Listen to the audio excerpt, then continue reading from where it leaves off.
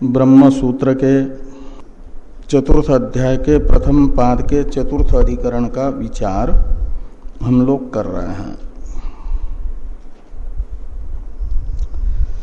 इस अधिकरण में प्रतीक उपासनाओं को ही विषय बना करके संशय होता है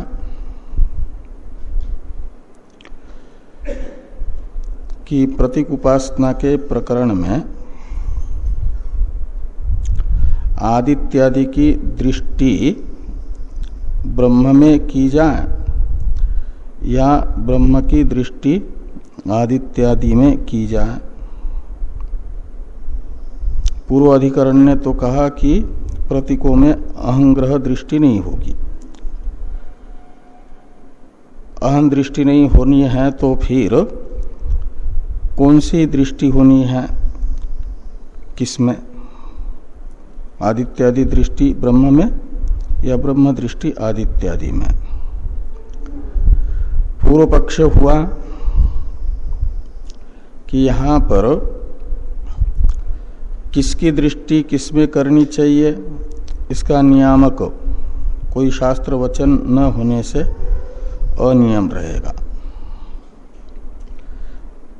ये होगा उपासक कभी ब्रह्म में आदित्यादि दृष्टि तो कभी ब्रह्म की आदित्यादि में दृष्टि करेगा।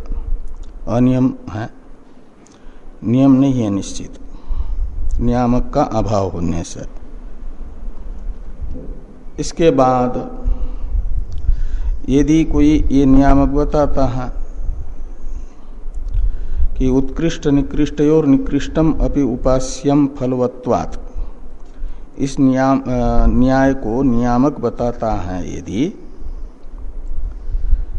तो आदित्यादि की दृष्टि इस न्याय के आधार पर ब्रह्म में प्राप्त होती है। तो अथवा इत्यादि से अनियम पक्ष को छोड़ करके अनियम पक्ष में रुचि हुई कि भले ही शास्त्र वचन नियामक नहीं है तो न्याय तो नियामक है, इसलिए नियामका भावात अनियम ये पक्ष अनुचित है और ब्रह्म में आदित्यादि की दृष्टि होती है, ऐसा माना जाए प्रतीक उपासना में। ये पूर्व पक्ष प्राप्त हुआ।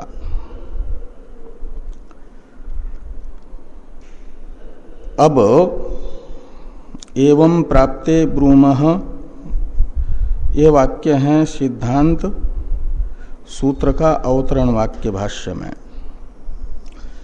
एवं प्राप्ते यानी इस प्रकार का अनियम पक्ष या आदित्यादि की ब्रह्म में दृष्टि, यह विपरीत पक्ष प्राप्त होने पर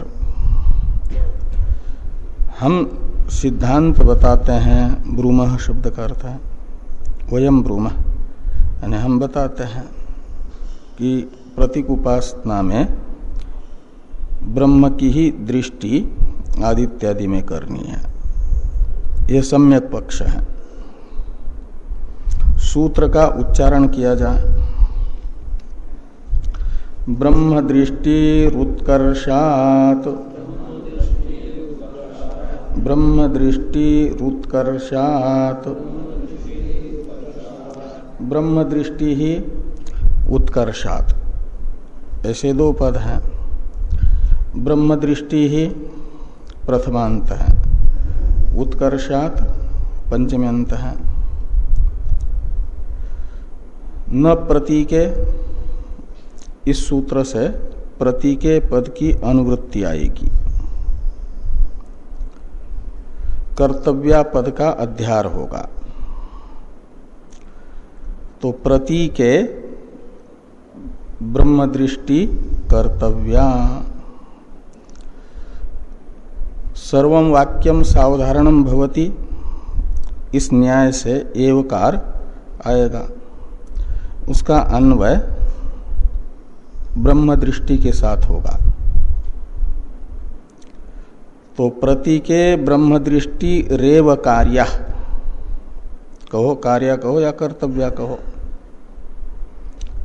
प्रतीक उपासना के अधिकारी को चाहिए कि वह प्रतीकों में ब्रह्म दृष्टि ही करे।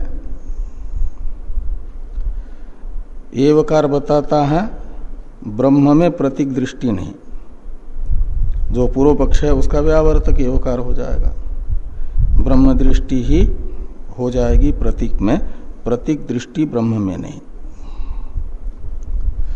कहा ऐसा क्यों? प्रतीकों की दृष्टि ब्रह्म में क्यों नहीं होगी, ब्रह्म दृष्टि ही प्रतीकों में होगी, ऐसा क्यों कह रहे हैं आप? तो हेतु बताते हैं उत्कर्षात्। कहते हैं जिस दृष्टि के करने से उपास्य में उत्कर्ष सिद्ध हो जाए, उपास्य जिस स्थिति में है उससे और उत्कृष्ट स्थिति वाला प्रतीत हो, तो माना जाता है उपासना जो की जा रही है, उपास्य को उत्कृष्ट स्थिति में देखा जा रहा है, वो प्रसन्न हो जाएगा। तो आदित्यादि की ब्रह्म में दृष्टि करने से ब्रह्म का उत्कर्ष सिद्ध नहीं होता। ब्रह्म में आदित्यादि की दृष्टि न करके ब्रह्म को ब्रह्म ही देखते हैं, तो आदित्यादि की अपेक्षा ब्रह्म में उत्कर्ष है, इसलिए वो उत्कृष्ट स्थिति में है उसे ब्रह्म के रूप में ही देखने से। और आदित्यादि की दृष्टि से देखते हैं यदि, तो उसमें उत्कर्ष सिद्ध नहीं हो रहा है, उल्टा अपकर्ष हो रहा है, और निकृष्टता सिद्ध हो रही है। और आदित्यादि को यदि ब्रह्म दृष्टि से उपासक देखता है तो आदित्यादि में उत्कर्ष सिद्ध होता है, क्योंकि आदित्यादि ब्रह्म की अपेक्षा निकृष्ट हैं, उन्हें उनसे भी उत्कृष्ट ब्रह्म के रूप में देखा जा रहा है। गंडकी के पत्थर विशेष शालिग्राम को पत्थर के रूप में ही देख ले तो जहाँ है वही है, और उन्हें यदि विष्णु के रूप में देखा जाए तो देवता के दृष्टि में देखा जा रहा है, उत्कर्ष सिद्ध हो रहा। नर्मदा जी के कंकड़ को एक कंकड़ के रूप में ही देखा जाए तो उनका जो स्थिति है उसी रूप से ग्रहण हुआ। और शिव के रूप में ग्रहण करते हैं तो नर्मदा जी के कंकड़ में उत्कर्ष सिद्ध होता है। ऐसे ही शालिग्राम, नर्मदा जी का कंकड़ स्थानीय जो आदित्यादि उपनिषदों ने बताए हुए प्रतीक है, उन्हें यदि हम ब्रह्म के रूप में ग्रहण करते हैं, उनका चिंतन ब्रह्म के रूप में करते हैं, तो उनका उत्कर्ष सिद्ध होता है। निकृष्टे उत्कृष्ट दृष्टि कर्तव्या, ये न्याय है एक लौकिक, ये न्याय अनुगृहीत होता है।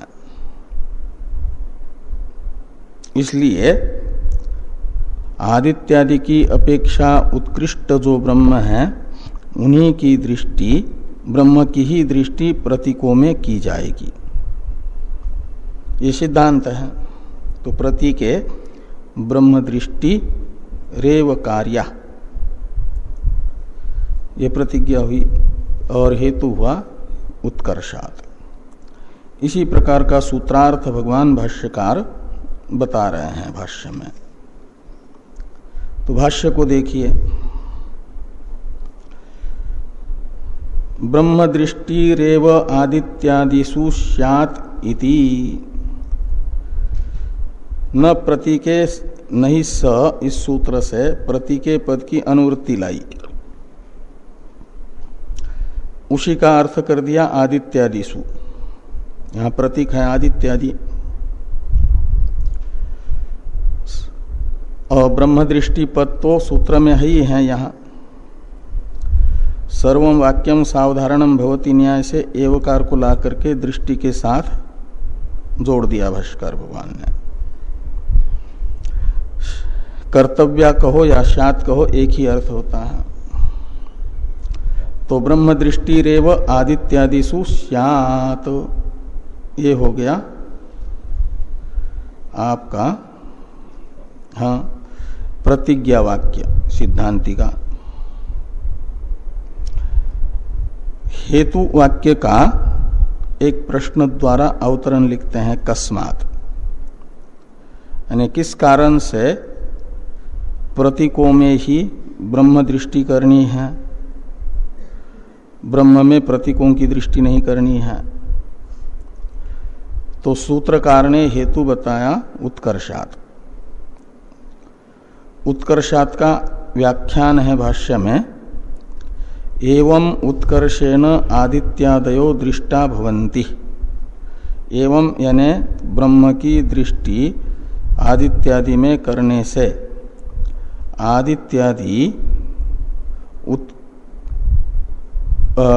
उत्कर्षेण आदित्यादयो दृष्टा भवन्ति, दृष्टा यानी उपासिता भवन्ति। ब्रह्म दृष्टि यदि आदित्यादि में करते हैं तो आदित्यादि उत्कृष्ट रूप से उपासित होंगे, और उत्कृष्ट दृष्टे तेषु अध्यासात्, क्योंकि उनकी अपेक्षा उत्कृष्ट जो ब्रह्म है उसकी दृष्टि का अध्यास आदित्यादि में हो रहा है, आरोप हो रहा है, इसलिए वे उत्कृष्ट रूप से देखे जा रहे हैं।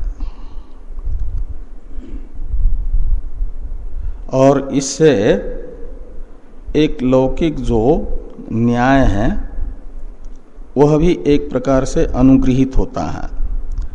इसे आगे भाष्कर भगवान कहते हैं कि तथा च लौकिको न्यायो अनुगतो भवति, तो लौकिक न्याय का अनुसरण हो जाता है। वो कहा वो कौन सा है लौकिक न्याय? तो लौकिक न्याय बताते हैं उत्कृष्ट दृष्टिर ही निकृष्टे अध्यसितव्या इति लौकिको न्याय। तो कहते ये लौकिक न्याय है, जो उत्कृष्ट पदार्थ हैं उसकी दृष्टि उसकी अपेक्षा निकृष्ट में करें, तो निकृष्ट का उत्कृष्ट रूप से ग्रहण हो रहा है। उदाहरण के लिए यदि राजपुरुष का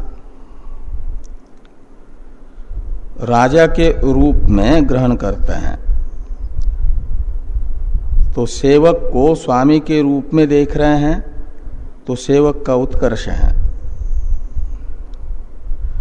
उत्कृष्ट दृष्टि की जा रही है, उससे सेवक जो है प्रसन्न हो सकता है। ते कहते हैं यथा राज दृष्टि क्षत्तरी, क्षत्ता कहते हैं सेवक को, सारथी को, और सच अनुसर्तव्य, और वो जो क्षत्ता है राजा तक पहुंचने के लिए उसका अनुसरण करना है, और उसे यदि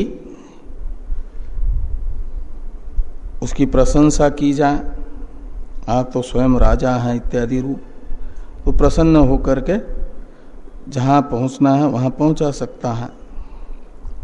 इसलिए कहते हैं सच अनुसर्तव्य। और यदि विपर्य होता है का मतलब निकृष्ट की दृष्टि उत्कृष्ट में करते हैं, तब तो विपर्यय प्रत्यवाय प्रसंगात लौकिक न्याय जो बता रहा है उत्कृष्ट की दृष्टि का आरोप निकृष्ट में करना चाहिए। इससे विपरीत करते हैं, उत्कृष्ट में निकृष्ट का आरोप करते हैं, निकृष्ट की दृष्टि का, तो प्रत्यवाय लग सकता है, यानी दोष लग सकता है। जो हम अभिष्ट प्राप्त करना चाहते हैं उससे विपरीत भी हो सकता है। तो विपर्यय प्रत्यवाय प्रसंगात वो कैसे, तो कहते इस प्रकार कि नहीं क्षत्रिय दृष्टि परिगृहीतो राजा निकर्षम नियमान श्रेयसे स्यात्।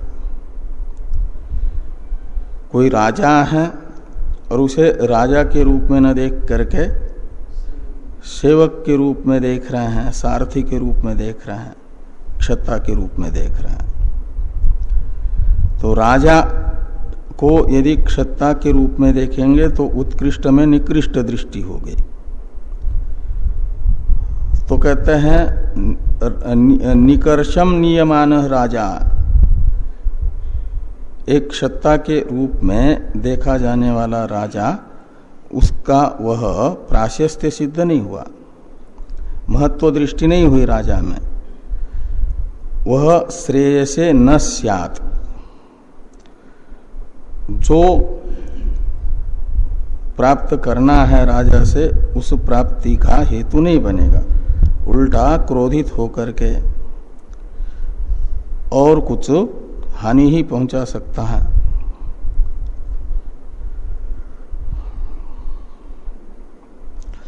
आगे कहते हैं, एक शंका करते हैं, किंच ननु शास्त्र प्रामाण्यात अनाशंकनीयो अत्र प्रत्यवाय प्रसंगो न च लौकिकेन न्यायेन शास्त्रीय दृष्टिर नियंतुम युक्ता इति, ये शंका है, पूर्व पक्षी की शंका है। पूर्व पक्षी कहते हैं आदित्यादि प्रतीकों की दृष्टि यदि हम ब्रह्म में करते हैं तो इसमें प्रमाण है शास्त्र। तो शास्त्र अनाशंकनीय है, इसलिए यहां पर प्रत्यवाय दोष की शंका नहीं करनी चाहिए, क्योंकि शास्त्र बता रहा है कि ब्रह्म की उपासना सफल होती है, क्यों फलदाता वो होने से, फलदाता ब्रह्म की उपासना करते हैं तो वह सफल होती है। इस अभिप्राय से कहते हैं कि शास्त्र प्रामाण्यात अनाशंकनीयो अत्र प्रत्यवाय प्रसंगो, तो कहा लौकिक न्याय बता रहा है, तो कहते हैं लौकिकेन न्यायेन शास्त्रीय दृष्टि नियंतुम न च युक्ता, ये पूर्व पक्ष कह रहा है। ब्रह्म में आदित्यादि की दृष्टि शास्त्रीय दृष्टि है और इस शास्त्रीय दृष्टि का नियमन लौकिक न्याय से नहीं किया जा सकता। शास्त्र का अर्थ लौकिक न्याय के आधार पर नहीं बदला जा सकता। ऐसी आशंका यदि पूर्व पक्षी करते हैं तो अत्रोच्यते इत्यादि से सिद्धांती कहते हैं कि इस विषय में हम सिद्धांतियों का ये कहना है, निर्धारिते शास्त्रार्थ यहाँ है लेकिन शास्त्रार्थ शास्त्रार्थ ऐसा निकलेगा, तो निर्धारिते शास्त्रार्थ ये तद एवं स्यात्, यानी शास्त्र के अर्थ का निर्धारण होने पर लौकिक न्याय से शास्त्रीय निर्धारण को नहीं बदला जा सकता। ये जो तुम कह रहे हो वह तब होगा जब लौकिक न्याय का आश्रय लेने से पहले शास्त्रार्थ निर्धारित हो, निश्चित हो। तो निर्धारिते शास्त्रार्थे सती सप्तमी है। तो शास्त्रार्थ निश्चित हो जाने पर लौकिक न्याय के आधार पर वह प्रत्यवायादि प्रसंग दिखा करके शास्त्रार्थ को नहीं बदला जा सकता, यदि निर्धारित शास्त्रार्थ है तो। लेकिन अभी शास्त्रार्थ के विषय में ही संशय है, शास्त्रार्थ संदिग्ध है। तो संदिग्ध शास्त्रार्थ का तद विषयक संशय निवर्तक यथार्थ निर्णय के लिए लौकिक न्याय का भी आश्रय शास्त्रार्थ निर्धारण के लिए लिया जा सकता है। ये कह रहे हैं कि संदिग्धे तु तस्मिन् तन्निर्णयं प्रति लौकिकोपि न्याय आश्रयमानो न विरुध्यते। कि संदिग्धे तु तस्मिन्, इसमें तस्मिन् शब्द शास्त्रार्थ का परामर्शक है। तो तस्मिन् यानी शास्त्रार्थे, संदिग्धे तु शास्त्रार्थे तन्निर्णयं प्रति लौकिकोपि न्याय आश्रियमानो न विरुध्यते। तो लौकिक न्याय का आश्रय लेते हैं तन्निर्णय प्रति यानी शास्त्रार्थ निर्णय प्रति, शास्त्रार्थ का निर्णय करने के लिए लौकिक न्याय को भी अपनाते हैं यदि, तो कहते हैं कोई विरोध नहीं है। तेन च उत्कृष्ट दृष्टि अध्यासे शास्त्रार्थे औदार्यमाने निकृष्ट दृष्टिम अध्यक्शन प्रत्यवेयात इति श्लिष्यते। जब ये निश्चय, ये नियम हुआ कि संदिग्ध संदेहास्पद शास्त्रार्थ के निर्धारण में लौकिक न्याय का आश्रय लेना भी अविरुद्ध है, उसका कोई विरोध नहीं है। ये निश्चित होने पर तेन च यानी लौकिक न्यायेन च, तेन शब्द लौकिक न्याय का परामर्शक है। तो लौकिक न्याय से जब ये निश्चित होगा, यहाँ शास्त्रार्थ में संदेह है कि आदित्य ब्रह्म इत्युपासित इत्यादि वाक्य में आदित्य की दृष्टि ब्रह्म में करनी है या ब्रह्म की दृष्टि आदित्य में करनी है, ये निश्चित नहीं है, संदेह है। तो संदिग्ध शास्त्रार्थ यहाँ पर किसकी दृष्टि किस में करनी है, उस शास्त्रार्थ का निर्धारण करने के लिए ये जो लौकिक न्याय है उत्कृष्ट दृष्टि निकृष्टे अध्यसितव्या, जो पहले बताया, इस न्याय का यदि आश्रय लेते हैं तो ये न्याय बताएगा कि आपको ये संदेह है शास्त्र के वाक्यार्थ के प्रति कि यह वाक्य आदित्यादि की दृष्टि ब्रह्म में बता रहा है या ब्रह्म की दृष्टि आदित्यादि में बता रहा है। तो इस संदेह का निवर्तक, इस वाक्यार्थ का यथार्थ निर्णय करने में सहयोगी बन सकता है ये न्याय। उत्कृष्ट दृष्टिर निकृष्टे अध्यसितव्या, ये न्याय। तो इनमें देखना है कि ब्रह्म और आदित्यादि प्रतीक, इनमें उत्कृष्ट है ब्रह्म, निकृष्ट है आदित्यादि। तो उत्कृष्ट ब्रह्म की दृष्टि निकृष्ट आदित्यादि में ये न्याय कह रहा है आरोपित करनी चाहिए। उत्कृष्ट की दृष्टि का आरोप निकृष्ट में होना चाहिए। तो फिर ये सिद्ध होगा कि ब्रह्म दृष्टि ही ब्रह्म उत्कृष्ट होने से आदित्यादि में करनी चाहिए।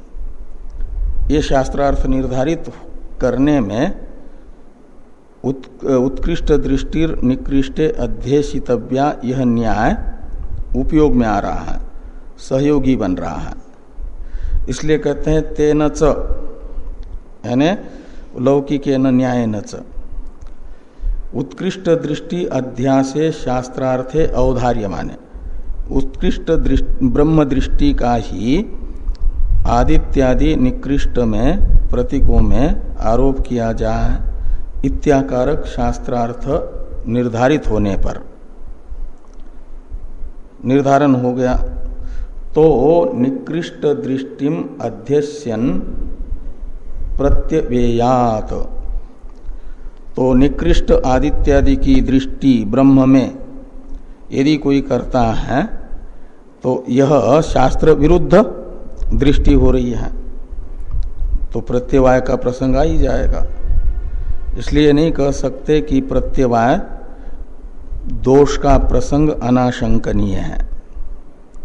ये पूर्व पक्षी कह रहे थे ना, ननु इत्यादि से शास्त्र प्रमाण्यात अनाशंकनीयो अत्र प्रत्यवाय प्रसंग, ये कहना नहीं बनेगा। प्रत्यवाय का प्रसंग जरूर आएगा, क्योंकि लौकिक न्याय का हम आश्रय ले रहे हैं, शास्त्र का वाक्यार्थ ही अभी संध्यास्पद है, उसका अवधारण करने के लिए, निर्धारण करने के लिए लौकिक न्याय का आश्रय लेना शास्त्र अविरुद्ध है, उसका शास्त्र प्रामाण्य के साथ कोई विरोध नहीं है। और लौकिक न्याय के आधार पर जब शास्त्र का अर्थ निर्धारित हुआ कि उत्कृष्ट ब्रह्म की ही आदित्यादि प्रतीकों में दृष्टि करनी है, ये शास्त्रार्थ निर्धारित हो जाने पर यदि कोई ब्रह्म में आदित्यादि की दृष्टि करेगा तो निर्धारित शास्त्र के अर्थ से विपरीत दृष्टि हो रही है, इसलिए प्रत्यवाय का प्रसंग आएगा ही। ये भाष्कर भगवान ने कहा। श्लिष्यते हैं, श्लिष्यते यानी उचित होता है, सुसंगत है। हाँ, प्रत्यवाय प्राप्त हो रहा है, यह सुसंगत है। कब? जब ये निश्चित हुआ, लौकिक न्याय के सहकार्य से ये निश्चित हुआ कि निकृष्ट में ही उत्कृष्ट की दृष्टि करनी है, ये शास्त्रार्थ निश्चित होने पर विपरीत दृष्टि कर रहे हैं निकृष्ट की उत्कृष्ट में, तो प्रत्यवाय उचित है, युज्यते, इस अर्थ में श्लिष्यते है, युक्त है, उचित है। श्लिष्यते यानी युज्यते, युक्ति युक्त ही है प्रत्यवाय की प्राप्ति, इसलिए अनाशंकनीय नहीं कह सकते।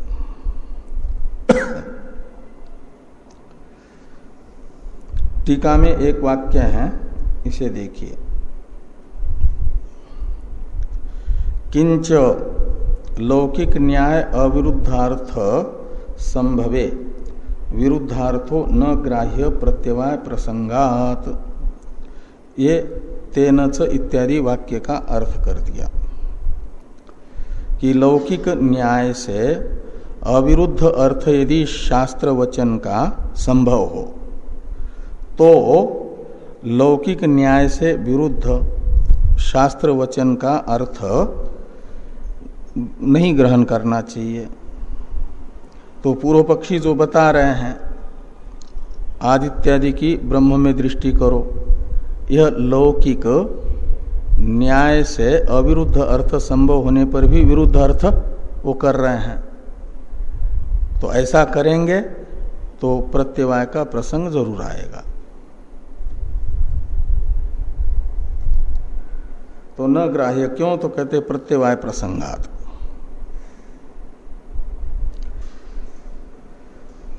अब प्राथम्याच्च आदित्यादि शब्दानाम इत्यादि का अवतरण है टीका में। किंच प्रथम श्रुतानाम आदित्यादि पदानाम असंजात विरोधितया मुख्यार्थत्वग्रहो न्याय्य ब्रह्म शब्देच दृष्टिलक्षणा ग्रह तथा च आदित्यादयो ब्रह्मदृष्ट्या उपास्या इत्येव वाक्यार्थ इत्याह प्राथम्याच्चैति। अधिकरण सार में दो हेतु बताए थे ना, एक उत्कर्ष और दूसरा इति परत्व। उत्कर्षेति परत्वाभ्याम ऐसा ब्रह्म दृष्टि ही करनी चाहिए। तो ये कहते हैं आदित्य ब्रह्म इत्युपासित इत्यादि वाक्यों में नाम ब्रह्म इत्युपासित, मनो ब्रह्म इत्युपासित, इसमें पहले है प्रतीक का वाचक शब्द, बाद में है ब्रह्म शब्द। तो इन दो शब्दों में से एक शब्द का मुख्यार्थ ग्रहण करना है और एक शब्द का करना है लक्ष्यार्थ ग्रहण। एक में लक्षणा करनी है, एक का शक्यार्थ लेना है। तो किसका शक्यार्थ लिया जाए, मुख्यार्थ लिया जाए और किस में लक्षणा की जाए, ये अभी निश्चित नहीं है। दो शब्द हैं, एक आदित्य दूसरा ब्रह्म। इनमें से कौन से शब्द का मुख्यार्थ लिया जाए और कौन से शब्द में लक्षणा की जाए। तो कहते हैं जो पहले पहले उच्चारित शब्द होगा उसका मुख्यार्थ ग्रहण करने में कोई विरोधी उस समय उपस्थित नहीं होगा। तो पहला पहला शब्द है प्रतीक का वाचक आदित्य मन इत्यादि, वे असंजात विरोधी पद हैं। उनका मुख्यार्थ लेने में विरोध करने वाला कोई नहीं है, इसलिए प्रथम उच्चारित होने से उनमें प्राथम्य है। तो आदित्यादि शब्दों में प्राथम्य होने से उनका तो लिया जाएगा मुख्यार्थ, शक्यार्थ। और ब्रह्म शब्द का जब हम शक्यार्थ लेते हैं तो आदित्यादि शब्दों का जो प्रथम उच्चारित होने के कारण लिया गया मुख्यार्थ है उसका और ब्रह्म शब्द के मुख्यार्थ का सामानाधिकरण्य संभव नहीं है। ब्रह्म शब्द का मुख्यार्थ लेते हैं यदि, तो फिर ये परमात्मा परक वाक्य हो रहा है, ये सब बताया था ना। इसलिए क्या होगा कि ब्रह्म शब्द बाद में उच्चारित होने से ब्रह्म दृष्टि ये उसका लक्षणा से अर्थ होगा, दृष्टि में लक्षणा करनी पड़ेगी। ब्रह्म शब्द का वाच्यार्थ तो है ब्रह्म परमात्मा, लेकिन यह मुख्यार्थ ब्रह्म शब्द का ले करके आदित्य शब्द के साथ सामानाधिकरण्य उपपन्न नहीं हो रहा है, अनुपन्न है। इस सामानाधिकरण्य की उपपत्ति के लिए सामानाधिकरण्य का हेतु कोई न कोई बताना पड़ेगा। वो हेतु है अध्यास, ये बताया था। तो फिर ब्रह्म शब्द की करनी पड़ेगी लक्षणा, और ब्रह्म शब्द की लक्षणा करेंगे ब्रह्म दृष्टि में। ब्रह्म शब्द ही लक्षणा से ब्रह्म दृष्टि इस अर्थ का परामर्शक है, ज्ञापक है। तो अर्थ निकलेगा आदित्यादि ब्रह्म दृष्टि से उपास्य है, ये वाक्यार्थ संपन्न होगा। ये आगे कह रहे हैं, टीका में टीकाकार ही कह रहे हैं कि किंच प्रथम श्रुतानाम, तो उपनिषद वाक्य में प्रथम श्रुत जो आदित्यादि शब्द हैं, आदित्यादि पदानाम असंजात विरोधितया, उनका मुख्यार्थ ग्रहण करने में कोई अभी विरोध करने वाला नहीं है, अभी विरोधी उनका उपस्थित नहीं हुआ है, इसलिए उन्हें कहा जाएगा असंजात विरोधी। जैसे अजातशत्रु कहते हैं ना, ऐसा असंजात विरोधी। तो असंजात विरोधितया मुख्यार्थत्व ग्रह न्याय, तो आदित्यादि पदों का मुख्यार्थ ग्रहण करना उचित है। और ब्रह्म शब्देच दृष्टि लक्षणाग्रह, और ब्रह्म शब्द में लक्षणा करनी होगी दृष्टि में, यानी ब्रह्म दृष्टि, ये लक्षार्थ ब्रह्म शब्द का लिया जाएगा। तो ब्रह्म शब्देच दृष्टि लक्षणा ग्रह तथा च आदित्यादयो ब्रह्म दृष्टिया उपास्या इत्येव वाक्यार्थ। तो जब ब्रह्म शब्द की ब्रह्म दृष्टि में लक्षणा करते हैं तो आदित्य ब्रह्म इति उपासित का अर्थ निकलेगा ब्रह्म दृष्टि से आदित्य की उपासना करें, यह अर्थ निकलेगा। तो ब्रह्म दृष्टिया आदित्यादयो उपास्या इत्येव वाक्यार्थ इत्याह। इस अभिप्राय से भाष्यकार भगवान ये कहते हैं कि प्राथम्याच आदित्यादि शब्दानां मुख्यार्थत्वम अविरोधात् ग्रहीतव्यम।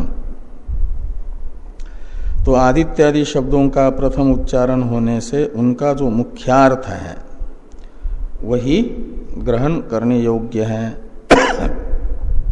उसका ग्रहण किया जाएगा। और तई ही स्वार्थ वृत्ति भी अविरुद्धायाम बुद्धो पश्चात अवतरतो ब्रह्म शब्दस्य मुख्या वृत्त्या सामनाधिकरण्य असंभवात ब्रह्म दृष्टि विधानार्थता एव अवतिष्ठते। तो ये कहते हैं तई ही स्वार्थ वृत्ति भी अवरुद्धायाम बुद्धौ पश्चात अवतरतो ब्रह्म शब्दस्य। तो तई ही यानी आदित्यादि पदई, तो आदित्यादि पदों के द्वारा, और वे आदित्यादि पद कैसे हैं? स्वार्थ वृत्ति भी, यानी स्वार्थ है मुख्यार्थ उनका अपने। तो स्वार्थ वृत्ति है शक्ति वृत्ति, तो अपने शक्ति वृत्ति से वे क्या कर रहे हैं कि अध्येता की बुद्धि को आदित्य ब्रह्म इति उपासित इत्यादि वाक्यों का जो अध्ययन करता जिज्ञासु, उसके बुद्धि को अवरुद्ध कर रहे हैं अपने स्वार्थ में। अवरुद्ध करने का अर्थ है उन्होंने बुद्धि में निश्चय करा दिया आदित्यादि शब्दों का अर्थ जो आदित्यादि प्रतीक है वे ही है करके, ये निश्चय हो गया असंजात विरोधी होने से। तो तई ही स्वार्थ वृत्ति भी अवरुद्धायाम बुद्धौ, तो उनके शक्ति संबंध से उनके शक्यार्थ में ही बुद्धि अवस्थित हो गई, अवरुद्ध हो गई का अर्थ ये निश्चय हो गया, यानी उनका स्वार्थ निश्चित हो गया। और पश्चात यानी प्रथम पदार्थ का निर्धारण होने के बाद अवतरतो ब्रह्म शब्दस्य मुख्यया वृत्त्या सामनाधिकरण्य असंभवात्। तो बाद में क्रम के अनुसार ब्रह्म शब्द के अर्थ का निर्धारण करने के लिए बुद्धि वहां जाएगी। तो ब्रह्म शब्द का जो मुख्यार्थ है शक्ति संबंध से उपस्थित होने वाला अर्थ है वो लेते हैं यदि, तो मुख्य वृत्ति यानी शक्ति वृत्ति से उपस्थित होने वाले अर्थ को लेने से आदित्यादि शब्दार्थ के साथ सामानाधिकरण्य नहीं बन पा रहा है, तो सामानाधिकरण्य असंभवात क्या किया जाएगा फिर? तो ब्रह्म दृष्टि विधानार्थता एव अवतिष्ठते। इसलिए फिर ब्रह्म शब्द की दृष्टि में लक्षणा करके वह ब्रह्म दृष्टि का विधान करने वाला है। आदित्यादि पदों का जो मुख्यार्थ है, आदित्यादि प्रतीक, उनमें ब्रह्म शब्द बता रहा है ब्रह्म दृष्टि करें। उपासित शब्द वो कहेगा दृष्टि करें।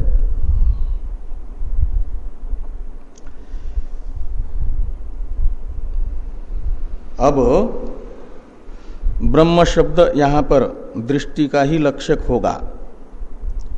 इसमें एक हेतु हुआ आदित्यादि शब्दों का प्राथम्य और ब्रह्म शब्द का अनंतर्य।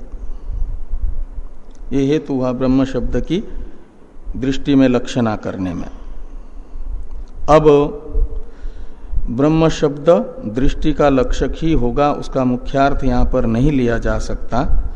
इसी अर्थ का निर्धारण करने वाला एक दूसरा हेतु बताया जा रहा है, जो अधिकरण सार में इति परत्व बताया था। इति परत्वाद अपि इत्यादि का अवतरण है टीका में। ब्रह्म शब्दस्यैव दृष्ट्यर्थत्वे ह्यत्वंतरम आह इति परत्वात् इति। तो कहते हैं ब्रह्म शब्द दृष्टि रूप अपने लक्षार्थ का ही बोधक होगा, उसका उस लक्षणा से उसका दृष्टि अर्थ ही निकलेगा। इसी अर्थ का निश्चायक हेत्वंतर बताया जा रहा है। इति परत्वात् अपि ब्रह्म शब्दस्य एष एव अर्थो न्याय्यः।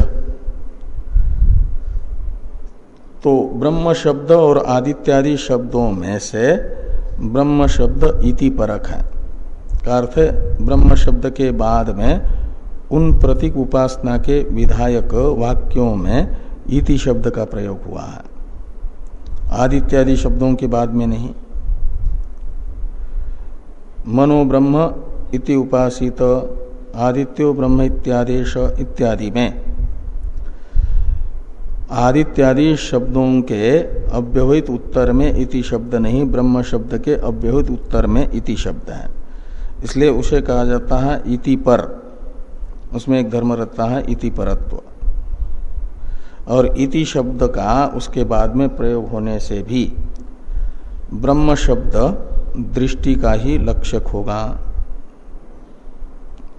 ये कह रहे हैं कि इति परत्वात् अपि ब्रह्म शब्दस्य एष एव अर्थ न्यायः। एष एव यानी दृष्टि, ब्रह्म दृष्टि, यही अर्थ उचित है। ये जो सूत्रात्मक वाक्य हैं इसका स्पष्टीकरण करते हैं। तथा ही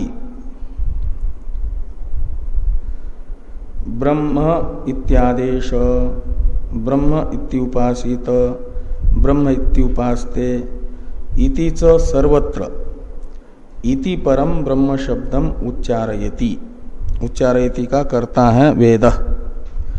वेद ने प्रतीक उपासना के विधायक सभी वाक्यों में ब्रह्म शब्द का इति परक उच्चारण किया है, प्रयोग किया है। और आदित्यादि शब्दों का इति परक प्रयोग नहीं किया, इसलिए कहते शुद्धांस्तु आदित्यादि शब्दान, और आदित्यादि शब्दों का शुद्ध प्रयोग किया है, का मतलब इति शब्द के बिना प्रयोग किया है। ब्रह्म शब्द का इति शब्द के साथ प्रयोग किया है। इससे ये निकलता है, कहते हैं कि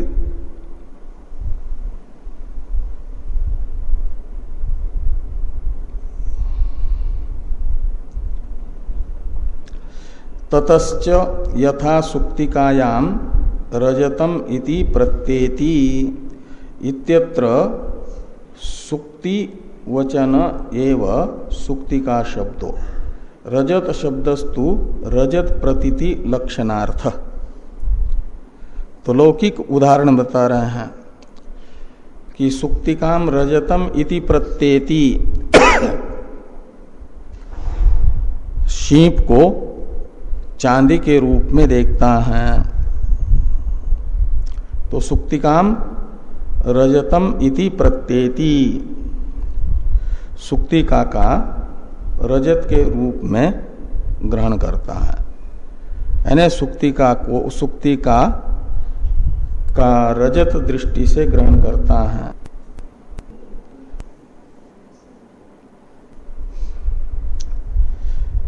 तो सुक्तिकाम रजतम इति प्रत्येति, इस वाक्य में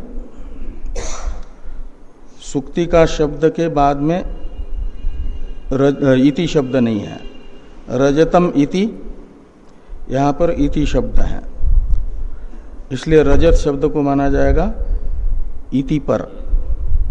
तो इति परक होने से वह रजत शब्द का जो मुख्यार्थ है चांदी, इसका वाचक न होकर के रजत प्रतीति का लक्षक होता है। तो सुक्ति का रजत रूप से प्रतीत हो रही है, ये अर्थ निकलता है वो रजत शब्द के बाद में इति शब्द होने से। ऐसे आदित्यादि को ब्रह्म रूप से ग्रहण करता है, जैसे सुक्तिका का रजत रूप से ग्रहण करता है, ऐसे आदित्यादि का ब्रह्म रूप से ग्रहण करता है, ये अर्थ निकलेगा। तो वहां ब्रह्म शब्द दृष्टि का लक्षक होगा। तो यथा सुक्तिकाम रजतम इति प्रत्येति इत्यत्र सुक्तिका वचन एव सुक्तिका शब्द, सुक्तिका शब्द तो सुक्तिका का ही वाचक रहा, उसका मुख्यार्थ लिया गया। और रजत शब्दस्तु रजत प्रतीति लक्षणार्थ, और रजत शब्द जो रजत की प्रतीति यानी दृष्टि है, प्रतीति शब्द का अर्थ है दृष्टि, तो रजत दृष्टि का लक्षक हो गया। रजत शब्द की रजत दृष्टि में लक्षणा की गई, ये उदाहरण हुआ। ऐसे ही दार्ष्टान्त में ब्रह्म शब्द इति परक होने से ब्रह्म दृष्टि का लक्षक होगा। प्रत्येत्येव ही केवलम रजतम इति न तो तत्र रजतम अस्ति, वहां केवल रजत की प्रतीति मात्र है, उसका प्रतीति का विषय रजत नहीं है। यही तो अध्यास है कि प्रत्येति एव केवलम रजतम इति, यह रजत है ऐसी केवल प्रतीति मात्र हो रही है, दृष्टि मात्र हो रही है, लेकिन दृष्टि का विषयभूत जो रजत है वह नहीं है। न तो तत्र रजतम अस्ति एवं अत्रापि आदित्यादीन ब्रह्म इति प्रतीयात इति गम्यते। तो जैसे ये उदाहरण है, ऐसे आदित्यो ब्रह्म इत्यादेश, इस प्रतीक उपासना विधायक वाक्य में आदित्य ब्रह्म है ऐसा ग्रहण करें, ये कहा जा रहा है। आदित्य की ब्रह्म रूप से प्रतीति करें, ब्रह्म रूप से उसे ग्रहण करें, सुक्तिका को जैसे रजत रूप से ग्रहण कर रहा है पुरुष। तो एवं अत्रापि आदित्यादीन ब्रह्म इति प्रतीयात, विधिलिंग है ना, प्रतीयात इति गम्यते, ऐसा प्रतीत होता है। थोड़ी सी टीका है, एक वाक्य इसको देखिए। इति शब्द शिरस्कः शब्द समभिव्याहृत क्रिया लक्षक इति लोके प्रसिद्धम इत्यर्थ। ये जो उदाहरण दिया, इस उदाहरण के आधार पर यह पूरे इस अवांतर वाक्य का अर्थ निकाला कि जो इति शिरस्क शब्द होता है, यानी इति परक शब्द होता है, जिस शब्द के बाद में वाक्य में इति शब्द का प्रयोग होता है, ऐसा शब्द समभिव्याहृत क्रिया का लक्षक होता है। समभिव्याहृत का अर्थ होता है पास में उच्चारित। तो इति शब्द का प्रयोग जिस शब्द के बाद में किया जा रहा है वो शब्द हुआ इति शिरस्क शब्द। ऐसा इति शिरस्क शब्द क्या होता है कि उसके पास में उच्चारित जो क्रिया है उसका लक्षक होता है। तो यहाँ ब्रह्म इति उपासित में ब्रह्म इति ये शब्द हुआ इति शिरस्क शब्द ब्रह्मेति, और उसके पास में उच्चारित क्रिया है उपासना क्रिया। आदित्य तो शब्द है, क्रिया हाँ, तो उपासना क्रिया। उस उपासना एक दृष्टि है, चित्त की वृत्ति है, तो उसका वो लक्षक बनता है। कौन? ब्रह्म शब्द। इसलिए दृष्टि शब्द वो पास वाली जो उपासना क्रिया का वाचक उपसर्ग पूर्वक आस धातु है, उसी के अर्थ का वो लक्षक बन रहा है। ये कह रहे हैं कि समभिव्याहृत क्रिया का मतलब पास में उच्चारित शब्दों की अर्थभूत जो क्रिया उसका लक्षक होता है इति परक शब्द। ये लोक में प्रसिद्ध है। जैसे रजतम इति प्रत्येति, वहाँ प्रतीति रूप जो क्रिया है वो ज्ञानात्मक है, उसका लक्षक हो गया रजतमिति शब्द। ऐसे यहाँ पर ब्रह्म इति उपासित में ब्रह्म इति शब्द उपासना का लक्षक होगा, ये कहते हैं। बाकी की चर्चा हम लोग कल करते हैं।